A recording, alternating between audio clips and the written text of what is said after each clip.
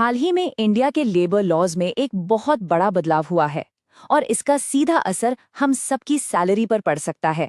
तो चलिए आज इन्हीं नए नियमों को एकदम आसान भाषा में समझने की कोशिश करते हैं। तो आज हम क्या क्या देखने वाले हैं? सबसे पहले समझेंगे कि ये नया वेज कोड है क्या। फिर देखेंगे कि वेतन या वेजेस की परिभाषा में अब क्या क्या आता है। ओवरटाइम और बोनस का क्या हिसाब किताब है, ग्रेजुटी के नए रूल्स क्या हैं और आखिर में इन सब का निचोड़ क्या है। तो शुरुआत करते हैं बिल्कुल बेसिक से। वेतन संहिता 2019 असल में यही वो कानून है, वो फाउंडेशन है जिस पर ये सारे नए बदलाव टिके हुए हैं। अच्छा, इस कोड का मकसद क्या है?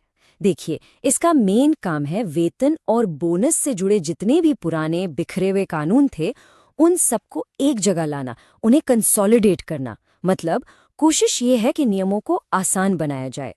लेकिन घूम फिर कर सवाल तो एक ही आता है ना, कि भाई इन नए कानूनों का किसी की भी सैलरी पर, पेचेक पर असली असर क्या पड़ेगा। चलिए इसी को डिकोड करते हैं। और यहाँ से चीजें सच में इंटरेस्टिंग हो जाती हैं।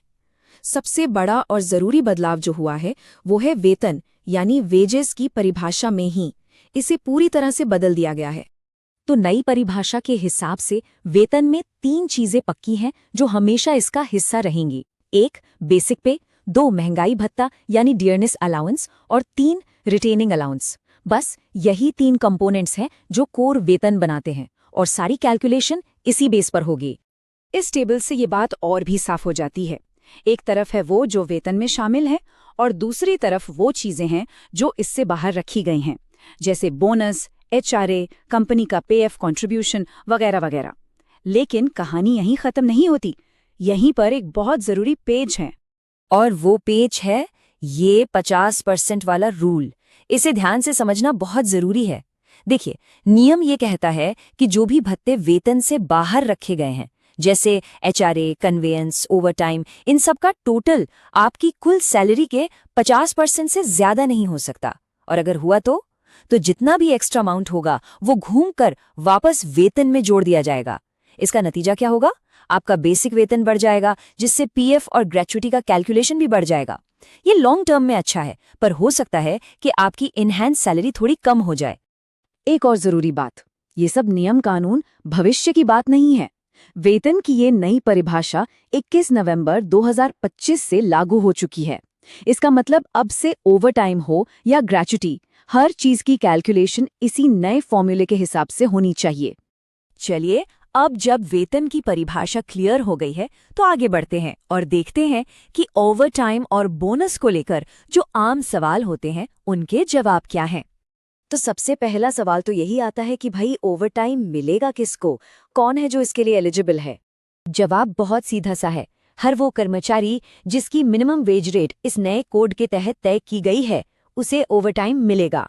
मतलब इसमें ज्यादातर एम्प्लॉइज कवर हो जाते हैं।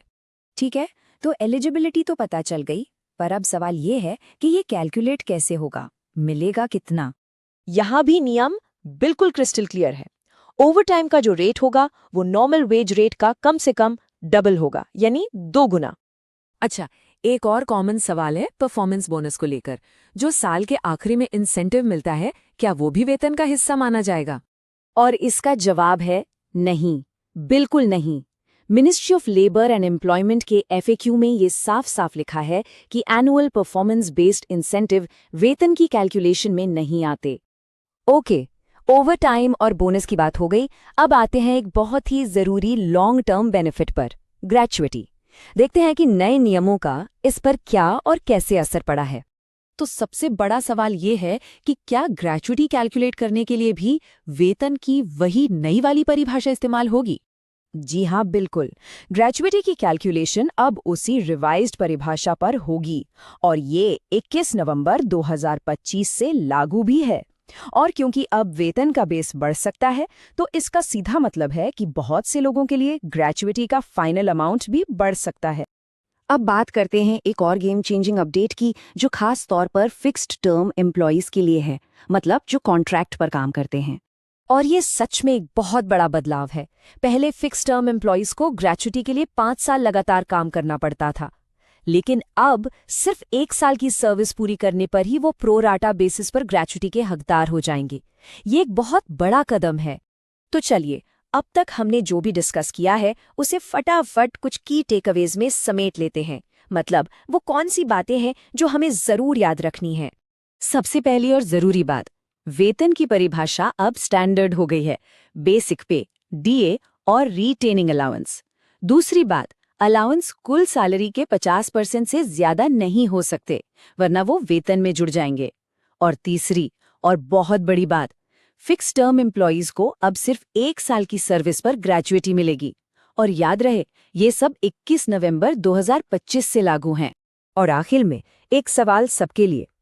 एक बार अपनी पे स्लिप को ध्यान से देखिए, क्या वो इन नए नियमों को रिफ्लेक्ट करती है? ये जानना और समझना अब पहले से कहीं ज्यादा जरूरी हो गया है।